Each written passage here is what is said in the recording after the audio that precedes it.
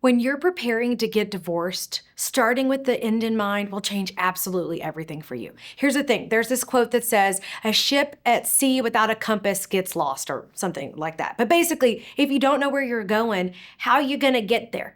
You're gonna end up in the middle of like some scary ocean, completely overwhelmed and capsized.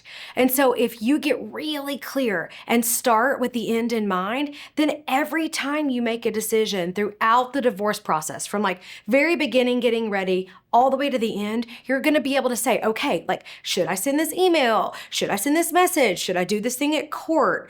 Well, will it get me closer to or farther away from where I'm trying to go? But if you don't know where you're going, how are you going to make any decisions? And here's the really important point. If you don't start with the end in mind, you're so much more easily manipulated, threatened, scared, frightened, because you don't have this like anchor or this compass to keep returning back to. So some wave, some new thing he says, some new concept, some new video you saw online can just push you all over the place. So we want to get really clear when you're thinking about getting ready for divorce. Where are we trying to go? You start with the end in mind and reverse engineer your way back for every single decision you'll make throughout the process.